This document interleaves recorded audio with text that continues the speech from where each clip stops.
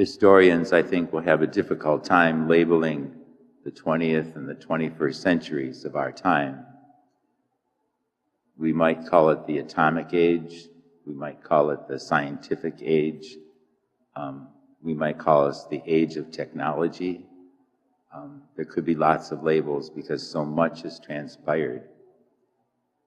And it could be called the robotic age. The word robot comes from a play that was written many years ago. The author of it died in 1938. And he took the word, he called it the robot. And he took the word from his own Czech language.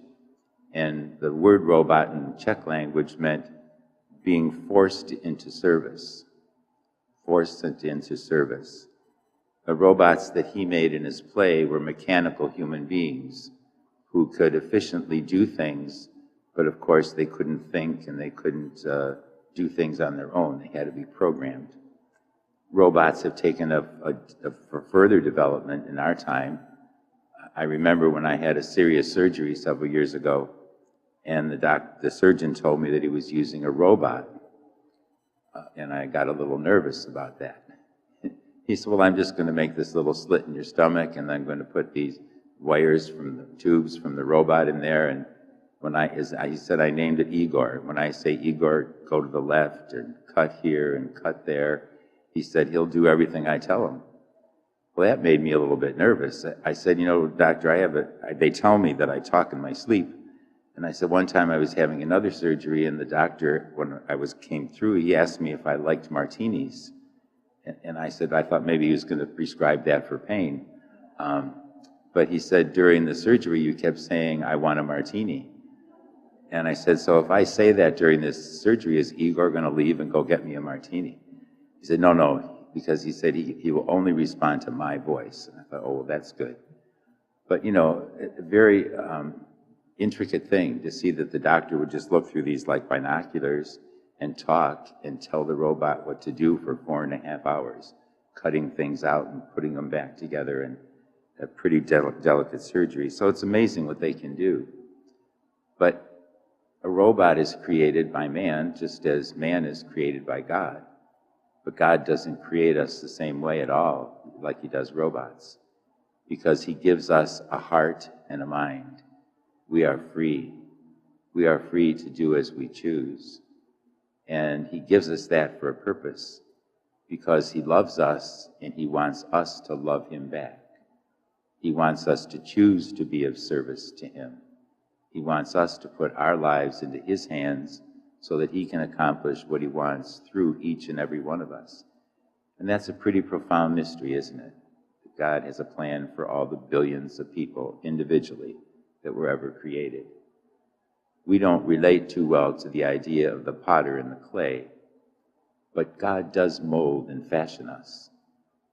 He doesn't change us from what we originally started out to be. He will mold and fashion us if we give our mind and heart to him.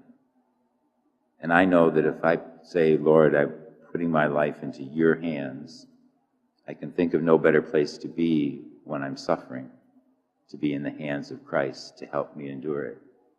I can't think of a better place to be when I'm troubled or upset about something, to be in the hands of God, who can comfort me and assist me along the way.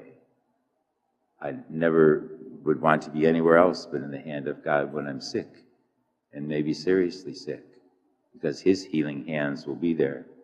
And if I don't get healed on this earth, he's going to take me to a life in eternity where there's no more sickness or pain. So when you think about it, we place our lives in God's hands because whatever is happening to us isn't by accident.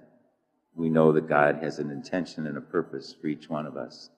He created us very carefully in the womb of our mother, and throughout our life, he never leaves our side.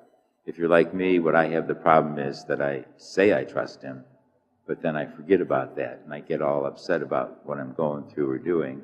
And as soon as I remember and get back to putting myself again in God's hands, it all gets better. And realizing that I'm not the one that's going to do things, the Lord's going to do it through me. And so when we do that, it gives us great inner peace, which is something that we all need. We all don't like this image about in the end, there's going to be the angels who are going to take the bad ones and throw them to hell, and the good ones into heaven. You and I all want to be one of the good ones, don't we? And sometimes we worry, am I one of the good ones? But the Lord is saying again that He's putting His net out to catch everybody, the good and the bad. We're all going to be in the net. We just want to make sure that we're doing what He wills, and so that He will take us into the kingdom of heaven when that time comes. Let us stand and offer our prayers and petitions.